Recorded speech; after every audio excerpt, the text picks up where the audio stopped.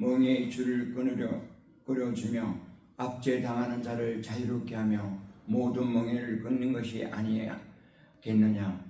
또 줄인 자에게 내 양식을 나누어 주며 유리하는 범민을 집에 들이며 헐벗은 자에게 자를 보며 입히며 또 내 근력을 피하여 스스로 숨지 않는 것이 아니하겠느냐. 그리하면 내 빛이 새벽같이 비칠 것이며 네 치유가 급속할 것이며 네 공의에 내 앞에 행하고 여호와의 영광이 내 뒤에 호위하리니 내가 부를 때 나 여호와의 응답하겠고 내가 부르짖을 때는 내가 여기 있다 하리라. 만일 내가 너희 중에서 멍에가 손가락질과 허망한 말을 제하여 버리고 줄인 자에게 내 심장을 동하며 괴로워하는 자의 심장을 만족하게 하며 내 빛이 흑암 중에서 떠올라 내 어둠이 낮과 같이 될 것이며 너는 역대의 파괴된 기초를 쌓으리니 너희 열람이 무너진 대를 보수하는 자라 할 것이며 길을 수축하며 거할 곳에 되게 하는 자리라. 아멘. 다음은 신약 성경 고린도전서 3장 15절에서 공적이 불타며 해를 받으리니 그러나 자신을 구원을 받되 불 가운데서 받을 것이리라. 너희는 너희가 하나님의 성전인 것과 하나님의 성령이 너희 안에 계시는 것을 알지 못하느냐. 아멘. 미국의 그 주택 문제가 아주 심각합니다. 그러다 보니까 며칠 전 뉴스를 보니까 뉴욕의 그 브롱스에 뉴욕의 카운티가 5개가 있죠. 보로라고 그러죠. 뉴욕시는 그 5개 보로 중에 브롱스 보로에 7,000채의 아파트를 짓겠다 이런 뉴스를 발표하는 걸 보았습니다. 저소득층에게 그 아파트들을 낮은 가격에 들어갈 수 있도록 하겠다는 것입니다. 이 뉴욕뿐만 아니라 현재 미국의 주택 시장이 공급 부족이고 렌트비가 너무 비싸서 많은 사람들이 어려움을 겪고 있습니다. 그래서 이 주택 문제, 하우징 이슈가 11월 미국 대통령 선거의 주요 쟁점으로 떠오를 것으로 전망이 됩니다. 저도 3년 전까지는 렌트로만 살아봤습니다. 그 아파트 렌트에서 오래 살아봤고 또 집도 렌트해서 살아봤습니다. 근데 특별히 아파트 렌트에서 사는 건 참 쉽지 않습니다. 아이를 키우면서 아이들이 뛰지 않도록 조심을 시켜야 되고 위층, 아래층, 옆층 사람들을 신경을 쓰면서 살아야 합니다. 요즘같이 그 마리아나가 합법화된 많은 주가 합법화되어 있죠. 그래서 자기 집에서 그 마리아나를 펴서 그 마리아나 냄새가 밑에까지 내려오면 어떻게 보면 법적으로 통제할 그런 수가 없게 되어 있습니다. 점점 더 그 힘들게 되어 있죠. 그래서 우리가 아파트보다는 집을 가지면 더 좋습니다.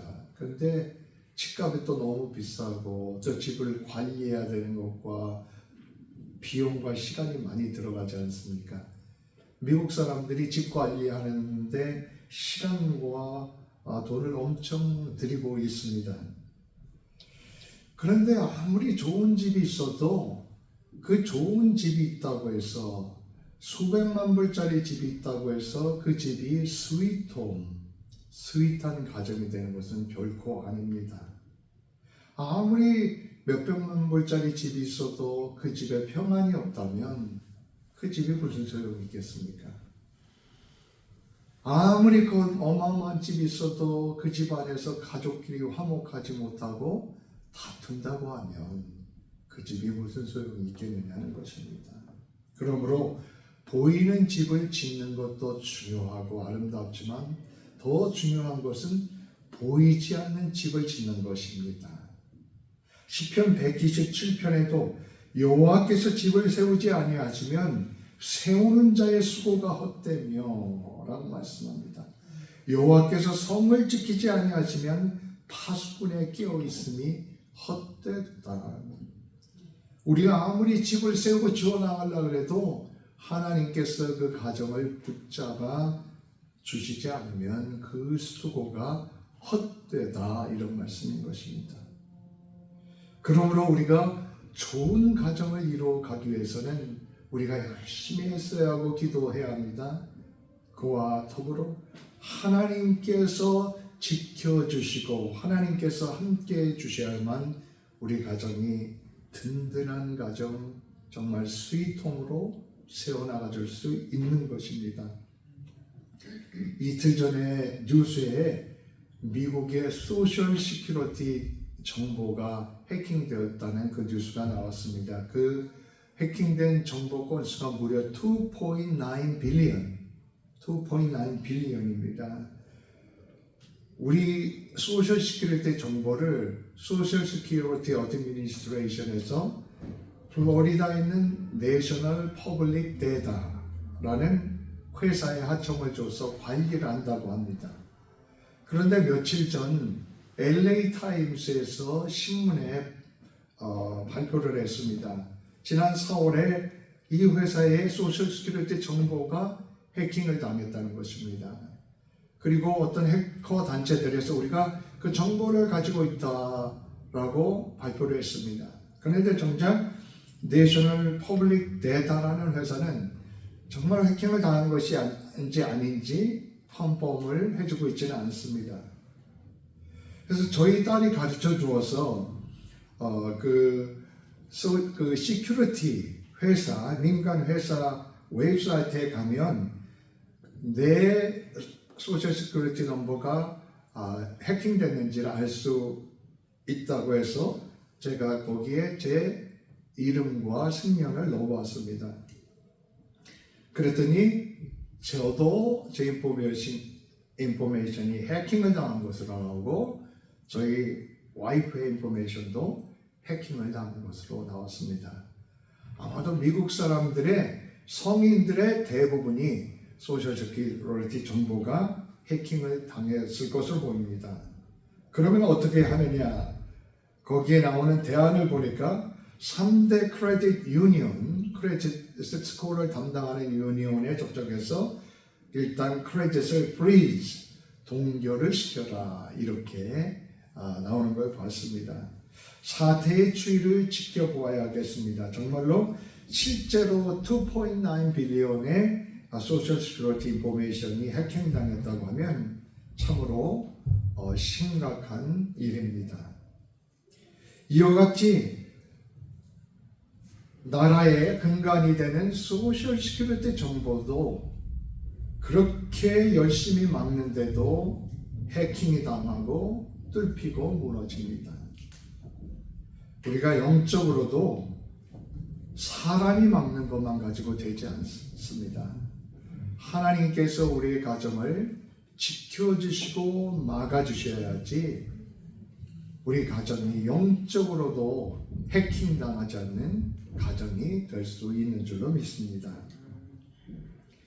우리가 우리 집을 잘 짓는 것과 더불어 또 지어야 되는 집이 있습니다. 바로 교회입니다. 교회는 하나님의 집입니다. 하나님께서 성도들을 모으셔서 축복을 주시는 장소가 교회입니다. 하나님께서 성도들을 함께 불러 모아서 여기서 훈련을 받고 믿음이 자라고 하나님의 사명을 감당하도록 하는 것이 교회입니다. 그러므로 성도들은 교회를 잘 짓고 잘 세워야 할 그런 책임이 있는 것입니다. 우리가 내 가정을 돌보고 내 집을 가꾸는 것만큼 내 교회를 돌보고 가꾸는 그러한 노력이 우리에게 있어야 하나님 앞에 기쁨이 되는 성도의 모습인 것입니다.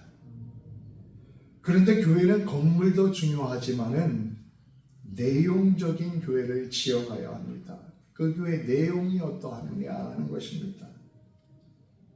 이 교회를 좋은 내용의 교회를 짓기 위해서 우리가 함께 기도하며 함께 힘써 나가는 것입니다. 이것이 하나님의 뜻입니다.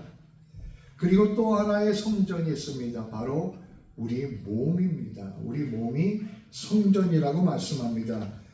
고린도전서 3장 16절에 너희는 너희가 하나님의 성전인 것과 하나님의 성령이 너희 안에 계시는 것을 알지 못하느냐 말씀합니다.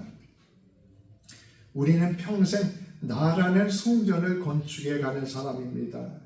죽을 때까지 나라는 성전을 건축해 가는 것이죠.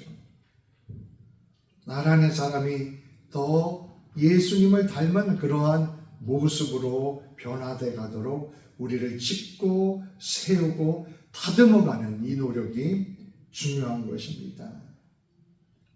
오늘 본문 이사야서 58장 12절에도 보면 내게서 날 자들이 오래 황폐된 곳을 다시 세울 것이며 너는 역대에 파괴된 기초를 쌓으리니 너를 일컬어 무너진 데를 보수하는 자라 할 것이며 길을 수축하여 거하는 곳이 되게 하는 자라 하리라 말씀합니다.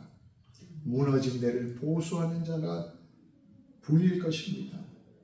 하나님의 백성들이 황폐된 곳을 다시 일으켜 세우고 파괴된 곳을 다시 기초를 세우고 무너진 곳을 다시 수복하는 그런 사람들이 된다는 것입니다.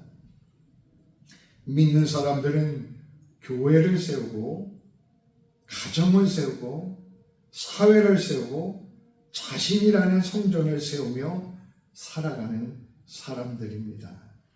우리는 잘 짓고 잘 세워가고 있습니까? 눈에 보이는 것보다 그 내용적인 것, 내면적인 것이 더 중요한 것입니다.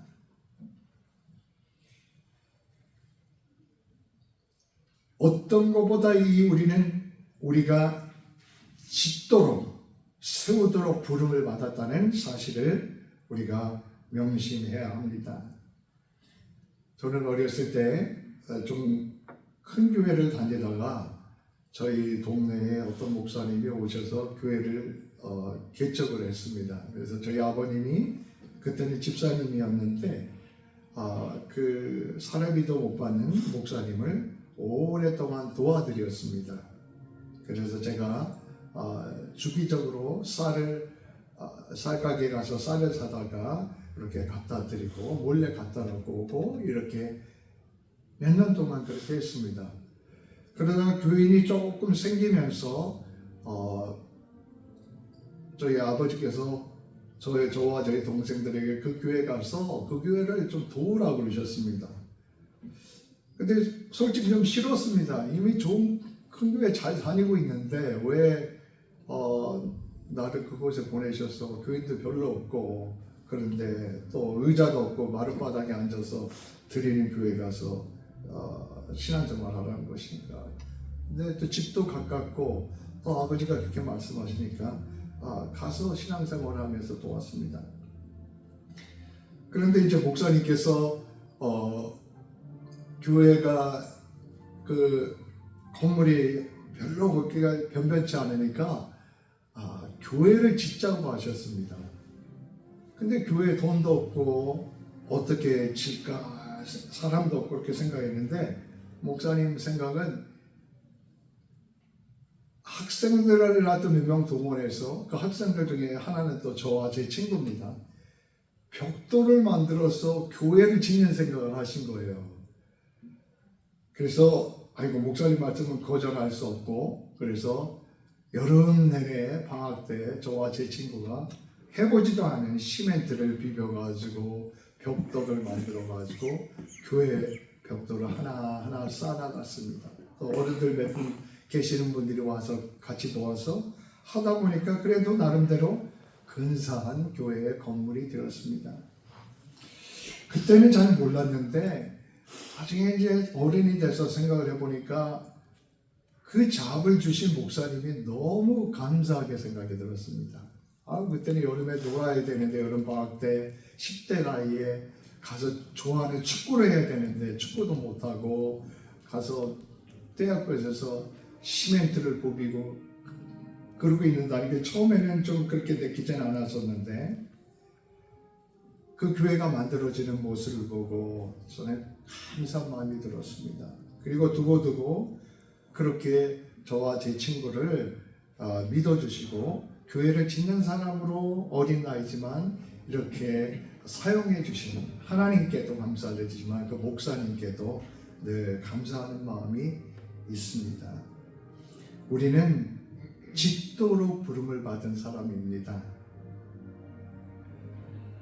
하나님께서는 우리를 사회를 짓고 교회를 짓고 가정을 짓고 나 자신을 짓는 사람으로 부르셨습니다. 오늘 이사야서 58장은 이스라엘 백성이 바벨론으로 포로로 잡혀갔을 때에 관한 말씀입니다. 이스라엘 백성은 바벨론의 포로로 잡혀가서 하나님께서 자기들 버렸다고 생각했습니다. 그런데 하나님께서는 이사야 선지자를 통해서 건져주시다겠다는 그 말씀을 주셨던 것이죠. 이스라엘 백성을 그리고 축복의 백성이 되도록 만들어 주시겠다고 오래전에 약속을 하신 것입니다. 하나님께서 주시는 축복에 대해서 뭐라고 말씀합니까? 8절에 보면 그리하면 내 빛이 새벽같이 비칠 것이며 내 치유가 급속할 것이며 내 공의가 내 앞에 행하고 여호와의 영광이 내 뒤에 호위하리니 이렇게 말씀하고 있습니다. 새벽이 오면 캄캄한 밤인데도요, 새벽에 여러분 해 뜨는 걸 보십시오. 갑자기 해가 확 조금씩 올라오다 보면 환해지다 순간적으로 그냥 그 어둠이 없어지고 환해져 버립니다. 그렇게 하나님께서 축복하시는 사람들의 삶의 형편이 아무리 어렵고 고통스러워도 순식간에 새벽볕처럼 바뀐다는 것입니다. 치유가 급속할 것이라고 했습니다. 하나님의 축복이 임할 때 하나님의 사람들도 병이 들어갑니다. 그런데 치료의 역사를 행하신다는 것입니다. 병이 치유되는 역사가 일어납니다. 망가진 인간관계가 치료되는 역사가 일어납니다. 가정이 치유되는 역사가 일어나고 경제적으로 치유되는 역사가 일어나고 또 교회가 치유되고 공동체가 치유되는 역사가 일어납니다. 망가진 나라의 운명도 치유되는 역사가 일어납니다. 그 다음에 공의가 내 앞에서 행하고 여호와의 영광이 내 뒤에 호위한다 말씀합니다. 옛날 시내 광야에서 하나님께서 이스라엘 백성들을 불기둥과 구름기둥으로 인도하셨습니다. 그런 식으로 앞뒤로 하나님께서 인도하시고 현재와 미래에 인도하신다는 말씀입니다. 9절에 보면 내가 부를 때에 나 여호와가 응답하겠고 내가 부르짖을 때에 내가 여기 있다 하리라 말씀합니다. 기도를 응답해 주시겠다는 것입니다. 우리가 아무리 기도를 많이 하는데 그 기도가 응답받지 못한다면 얼마나 안타까운 일이겠습니까? 무슨 소용이 있겠습니까? 우리가 사도행전 10장에 보면 고넬료 얘기를 제가 자주 말씀드리는데요. 이방인 백부장 고넬료가 기도를 합니다. 기도를 하는데 천사가 나타나서 뭐라고 고넬료에게 얘기를 했습니까? 고넬료야, 너의 구제와 너의 기도가 하나님께 상달되었다. 이렇게 올라갔다는 것입니다. 하나님께서 봐주셨다는 얘기를 하지 않습니까?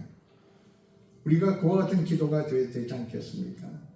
그런데 하나님께서 축복하시는 사람들은 그 기도를 응답하신다 말씀하셨습니다. 하나님은 기도를 들어주고 싶으십니다.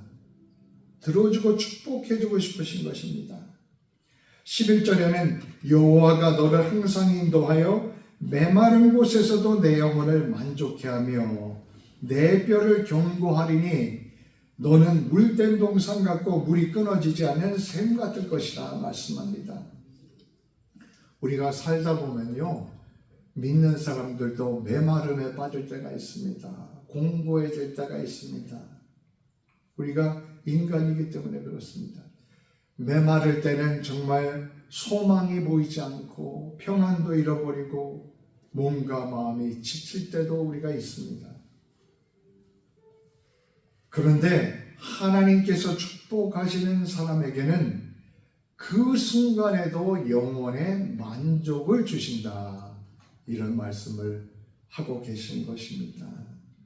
저와 여러분은 정말 어떠한 어려움 가운데도 영혼의 만족을 잃지 않고 살아가는 여러분 되시기를 축원드립니다. 인간에게 가장 중요한 것은 영혼과 정신의 만족입니다. 사람은 맛있는 것 먹고 좋은 차를 타고 좋은 집에 사는 것만으로 결코 인간이 행복하지 못합니다. 인간이 정말로 만족한 것은 영혼과 정신의 만족을 느끼는 것입니다. 하나님께서는 우리 속에 성령을 불어넣으셔서 우리 영이 만족을 누리는 삶을 살아가도록 하십니다. 내 뼈를 경고케 하신다고 했습니다. 영혼뿐만 아니라 우리의 마음뿐만 아니라 우리의 몸까지 전 인격이 강건함을 누리는 삶을 살도록 축복해 주신다는 것입니다. 그리고 물된 동산 같겠고 이렇게 말씀하셨습니다. 축복을 받는 사람은 물된 동산 같아진다. 이게 무슨 말일까요?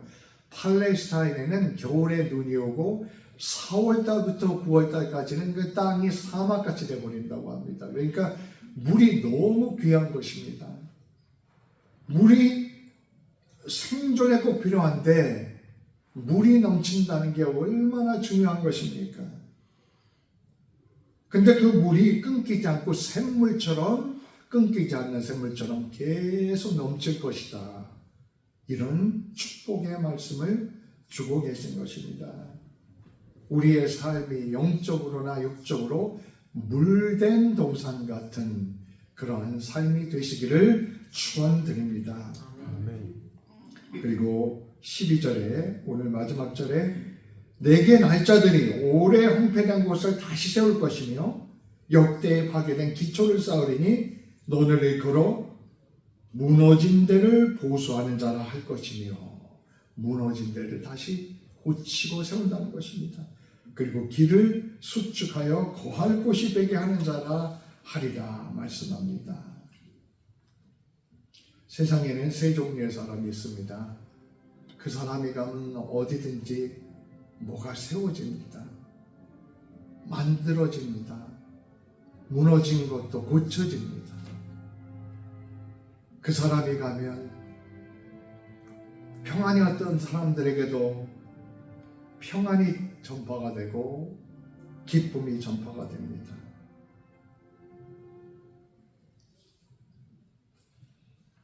동해 안에서 오징어를 잡이를 하는 사람들이 있죠. 오징어를 가만히 가서 오징어를 잡습니다. 근데 어떻게 오징어를 잡는 줄 아십니까? 캄캄한 밤에 등불을 하나 딱 켜놓으면 그 등불을 보고 오징어들이 때로 그냥 수백 마리, 수천 마리가 몰려든다고 합니다. 정말 하나님의 성령을 가진 사람들은 그렇게 사람들을 끌어모으게 됩니다. 그리고 주님의 빛을 전파하게 됩니다. 두 번째로는 아무것도 짓지 않고 세우지도 않는 사람이 있습니다. 인생을 살면서 아무것도 짓지 않는 사람이 있습니다. 세 번째로는 파괴하는 사람이 있습니다. 그 사람만 가면 파괴가 되는 것입니다. 정말 그런 사람들이 있습니다. 그런 사람들이 사회에만 있는 것이 아니라 우리 교회는 없지만 여러 교회들에도 있습니다. 교회 안에서 교회 안에를 무너뜨리는 사람들도 있는 것이 사실입니다. 우리가 축복 중에 많은 축복이 있지만 정말 축복의 클라이맥스 절정은 짓고 세우는 사람으로 쓰임받는 것입니다. 이것이 주님의 궁극적인 목표입니다. 너희가 구원받았으니까 그냥 그 집에 들어가 편하게 누워서 살아라. 이것이 하나님의 뜻이 아닙니다. 구원받은 자로서 너희가 사회의 집을 짓고 교회의 집을 짓고 가정의 집을 짓고 너 자신의 집을 지으며 살아라 하는 것입니다. 이것이 믿는 사람의 축복이요 사명입니다. 그런데 이런 축복은 그냥 주어지는 것이 아닙니다. 구원은 값없이 우리에게 주어집니다. 그러나 축복은 값없이 오는 것이 아닙니다. 구원은 우리에게 예수 그리스도의 십자가의 은혜로 우리에게 값없이 누구에게나 주어지는 것입니다. 믿기만 하면 주어집니다. 그러나 하나님의 축복은 저절로 누구에게나 주어지는 것이 아닙니다. 하나님의 축복은 정말로 하나님의 원하시는 모습으로 서는 사람들에게 주어지는 것입니다. 이스라엘 백성들에게 하나님께서 축복을 주고 싶으셨습니다. 그런데 문제가 있었습니다. 그 축복을 받기 위해서는 이스라엘 백성들이 고쳐야 하는 것이 있었습니다. 그 고쳐야 하는 것이 무엇입니까? 이스라엘 백성들은 포로로 잡혀갔는데요. 거기서도 예배를 잘 드렸습니다. 그런데 신앙생활을 잘하는 것 같은데 껍데기밖에 없었다는 것입니다. 마음과 삶을 들여 하나님을 따르는 진실한 삶이 없었던 것입니다. 오늘 보면 2절에 보면 그들이 날마다 나를 찾아와 나의 길 알기를 즐거워함이 마치 공의를 행하며 그의 하나님의 규례를 저버리지 아니하는 나라 같아서 의로운 판단을 내게 구하며 하나님과 가까이 하기를 즐거워하는도다. 이 구절만 보면 이스라엘 백성이 정말 하나님을 잘 섬긴 것 같지 않습니까? 근데 이 말씀은 실제로 그렇게 했다는 말씀이 아니라 겉으로 하나님이 보실 때 겉으로 이스라엘 백성들이 하나님을 가까이 하기를 즐거워했다는 것입니다. 이들이 제사를 드리기 위해 우리식으로 하면 예배를 드리기 위해서 성전에 가는 것을 즐겼다는 것입니다. 그런데 형식적인 것만이 있었던 것입니다. 3절에 보면 이스라엘 백성들이 하나님이 왜 도대체 자신들이 기도를 그렇게 하는데 자신들이 금식을 하는데 왜 하나님이 응답해 주지 않는가 하나님께 불평을 했습니다. 우리가 금식을 하되 어찌하여 주께서 보지 아니하시며 우리가 마음을 괴롭게 하는데 어떻게 주님께서 알아주시지 않습니까? 이렇게 탄식을 하고 원망하는 이야기가 나옵니다. 이스라엘 백성들은 대속제일에 The Day of Atonement에 1년에 한 번 아무도 노동을 하지 않고 온 백성이 금식을 하도록 되어 있었습니다. 그런데 이스라엘 백성들은 율법에 규정되지 않은 날도 필요에 따라서 금식을 찾아오곤 해냈습니다. 이것까지는 참 좋은 것입니다. 금식 자체는 참 귀한 것입니다. 금식하면서 세상의 오락을 끊고 하나님께 집중하려는 그러한 노력들은 참으로 귀한 것입니다. 그런데 문제는 그들의 금식이 하나님이 원하시는 그런 금식이 아니었다는 것입니다. 예배 드리는 자체가 귀한 것입니다. 그런데 그들의 예배가 하나님이 원하시는 방식의 예배가 아니었다는 것입니다. 4절에 보면 이스라엘 백성의 금식에 있어서 무엇이 잘못되었는 것인가 주님께서 말씀을 하십니다. 논쟁을 하며 다투며 악한 주먹으로 치는도다 이렇게 말씀했습니다. 금식을 한다고 하는데 금식하면서도 서로 다퉜다는 것입니다. 악한 주먹으로 치기까지 했다고 합니다. 이 말은 침착했다는 얘기가 아니라 힘으로 약한 자들을 괴롭혔다는 것입니다. 제사 드리고 금식까지 한다고 하면서 그 동족 가운데 약한 자들을 괴롭히고 있었습니다. 5절에 보면 하나님께서 말씀하십니다. 어찌 이게 내가 기뻐하는 금식이 되겠으며 어찌 사람이 자기의 마음을 괴롭게 하는 날이 되겠느냐. 그의 머리를 갈대같이 숙이고 굵은 배와 재를 펴는 것을 어찌 금식이라 하겠으며 여호와께 연락할 날이라 하겠느냐. 하나님께서 이스라엘 백성을 축복해 주기를 원하셨습니다. 그래서 축복에 대한 얘기를 계속 하셨습니다. 그런데 이스라엘 백성이 정말 축복을 받기 위해서 레디가 되었느냐 묻고 계셨던 것입니다. 굵은 배를 입고 재를 머리에 뿌리고 앉아있어도 실상은 그들의 겉모습뿐이었다는 것입니다. 그러면서 6절에 보면 하나님께서 기뻐하시는 금식이 정말 무엇인가에 대해서 말씀을 합니다. 내가 기뻐하는 금식은 흉악의 결박을 풀어주며 멍에의 줄을 끌어주며 압제당하는 자를 자유케 하며 또 모든 멍에를 꺾는 것이 아니겠느냐. 또 줄인 자에게 내 양식을 주며 유리하는 빈민을 집에 들이며 헐벗은 자를 보면 입히며 또 내 권력을 피하여 스스로 숨지 아니한 것이 아니겠느냐. 하나님은 결박을 풀어주시는 분입니다. 우리가 때로는 금식하다가 답답한 일이 있으면 금식할 때 왜 그렇습니까? 하나님 이 답답함을 풀어주시옵소서. 이 문제를 풀어주시옵소서. 나를 새롭게 해주시옵소서. 그런 마음으로 우리가 좀 더 각오를 가지고 하는 것이잖아요. 하나님은 멍에를 풀어주시는 분입니다. 이스라엘 백성이 애굽에서 신음할 때 그 멍에를 풀어주셨습니다. 바벨론에서 신음할 때 그 멍에를 풀어주고 싶으셨습니다. 그런데 이스라엘 백성이 정말 그 축복을 받을 준비가 레디가 되어 있느냐 하는 말씀하고 계신 것입니다. 이스라엘 백성들이 우리를 포로의 멍에서 벗어나게 해주시옵소서. 이 포로의 결박을 벗겨주시옵소서. 금식까지 합니다. 그러면서도 이스라엘 백성들이 자기들 동족 가운데서 약한 자들을 압제하고 그들에게 멍에를 메고 있었던 것입니다. 하나님의 말씀은 하나님께서 원하시는 금식은 성전에 앉아 금식하며 약한 자들을 압제하는 그것이 아니라는 것입니다. 너희는 멍에를 풀어달라고 하면서 너희는 왜 남들에게 약한 자들에게 멍에와 결박을 지고 있느냐 하는 것입니다. 하나님께서 받으시는 금식은 압제당하는 자들에게 자유를 주는 것이라고 말씀합니다.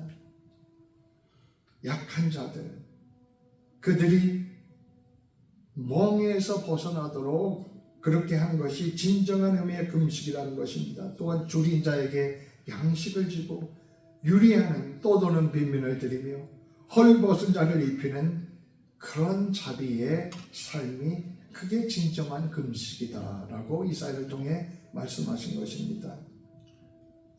하나님께서는 금식이 중요하고 예배가 중요하지만 금식하고 예배하면서 사람들을 멸시하면 안 된다는 것을 말씀하십니다. 참된 신앙, 참된 예배는 사람들에게 관심을 가지고 사람들을 긍휼히 여기는 것입니다. 호세아서 6장 6절에 보면 나는 인애를 원하고 제사를 원치 아니하며 번제보다 하나님을 아는 것을 원하노라 말씀했습니다.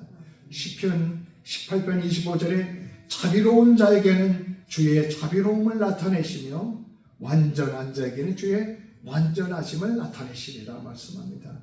야고보서 2장 13절에 긍휼을 행하지 않은 자에게는 긍휼이 없는 심판이 있으리라. 긍휼은 심판을 이기고 자랑하느니라 말씀했습니다. 오늘 8절 말씀에 보면 내가 부를 때 나 여호와가 응답하겠고 내가 부를 때 내가 여기 있다 하리라 이렇게 말씀하십니다. 근데 그러기 위해서는 뭘 하라고 말씀하십니까? 만일 내가 너희 중에 멍에와 손가락질과 허망한 말을 제하여 버리고 라고 말씀합니다. 하나님께서 부르짖음에 응답할 수 있도록 그와 같은 축복에 레디된 모습으로 준비를 하라는 것입니다. 멍에와 손가락과 허망한 말은 무엇입니까? 멍에는 남을 억누르는 것입니다. 사람들이 보면 살아가면 그런 사람들이 있어요. 남을 자꾸 멍에를 씌우려면 남을 괴롭히고 그런 사람들이 정말 있습니다. 또 손가락질을 하지 말라는 것입니다. 손가락질은 무엇입니까?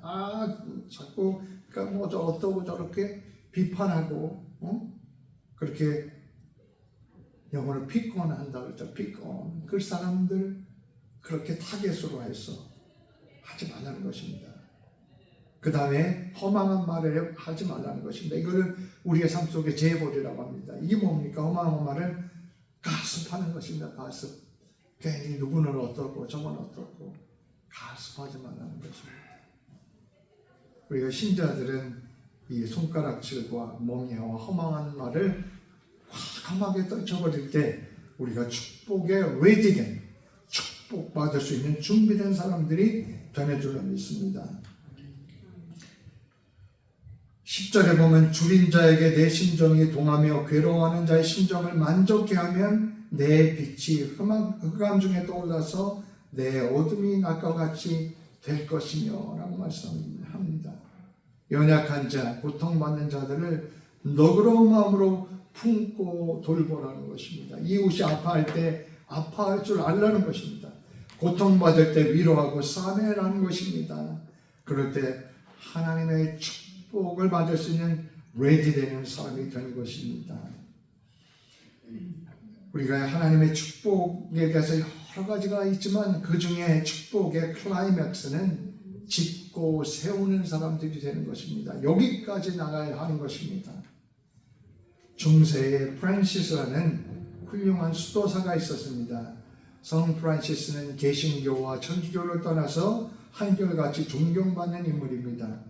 이탈리아 아시시에서 태어났는데 아주 부잣집 아들로 태어났습니다. 젊었을 때는 부자의 아들로 향락에 빠져서 살고 친구들과 맨날 놀기만 하고 파티만 하면서 사는 사람이었습니다. 그런데 어느 날 기사를 꿈꾸며 전쟁에 참가했다가 포로로 잡힙니다. 1년간 감옥 생활을 하고 나왔는데 큰 병을 앓게 되었습니다. 병을 시름시름하면서 침대에 신세로 오랫동안 지게 됩니다. 거기서 프란시스는 정말 하나님을 향하는 마음을 갖게 됩니다. 마음속에 깊은 내적 변화를 일으킵니다. 병에서 회복된 후 그는 세속적인 삶에서 벗어나서 점점 하나님께 가까이 가고자 노력하는 삶을 살게 됩니다. 어느 날 프란시스가 아시시 근처에 있는 산 다미아노라는 그런 교회를 우연히 방문하게 되었습니다. 그런데 그 교회는 폐허가 된 교회였습니다. 그 폐허가 된 교회에서 프란시스가 기도를 하는데 그 기도 가운데 예수님께서 십자가에 못 박힌 그 모습이 환상 가운데 보여지는 것이었습니다. 그러는 그 순간 음성이 들려왔습니다. 그 음성은 이랬습니다. 프란시스야, 내 집이 무너지고 있으니 가서 내 집을 수복하라. 프란시스야, 내 집이 무너지고 있으니 가서 내 집을 수복하라. Go and repair my house, which as you see is falling into ruin. Go repair my house. 프란시스는 주님의 음성을 듣고 그 산 다미아노 교회를 수복하기로 마음을 먹었습니다. 자기 부유한 재산을 포기하고 그 재산을 드리고 또 마을 사람들에게 도움을 요청하고 직접 돌을 쌓고 필요한 자재를 모아서 교회를 수리했습니다. 프란시스의 노력으로 폐허됐던 산 다미아노 교회가 다시 세워지게 되었습니다. 그런데 시간이 지나면서 세인트 프란시스는 하나님께서는 한 교회를 세우는 것도 중요하지만 그것을 넘어서서 교회 공동체의 영적 회복을 원하시는구나 하는 것을 깨닫게 되었습니다. 그러면서 그는 가난과 겸손의 삶을 실천하며 사랑과 평화를 전하는 데 헌신을 했습니다. 그리고 그를 따르던 사람들이 나중에 프란시스 수도에 프란시스칸 오더를 설립하게 되었고 지금까지 그 정신이 이어지고 있습니다. 프란시스만이 아닙니다. 하나님께서 부르시는 사람은 무너진 곳을 보수하라는 음성을 듣습니다. 교회를 짓고 세워라. 사회를 짓고 세워라. 너의 가정을 하나님의 가정이 되게 하라. 너 자신을 하나님의 성전이 되게 하라. 세워라 하는 음성을 우리가 듣게 되는 것입니다. 우리가 이와 같이 무너진 것을 보수하고 짓고 세우는 사명자로 쓰임받는 우리 모두의 삶이 되실 수 있기를 축원드립니다. 기도하겠습니다. 하나님, 우리는 황폐한 곳을 세우고 무너진 곳을 보수하고 길을 새롭게 만드는 사람으로 부름을 받았다는 사실을 잊고는 합니다. 주님께서 우리에게 자유함을 주셨고 우리를 멍에와 결박 가운데서 해방시켜 주셨습니다. 이제 저희도 주님을 따라 멍에를 풀어주며 결박을 푸는 삶을 살게 하여 주시옵소서. 무너진 곳을 보수하고 세우는 그런 삶을 살아가는 모두를 되도록 사용하여 주시옵소서. 예수님 이름으로 기도드립니다. 아멘.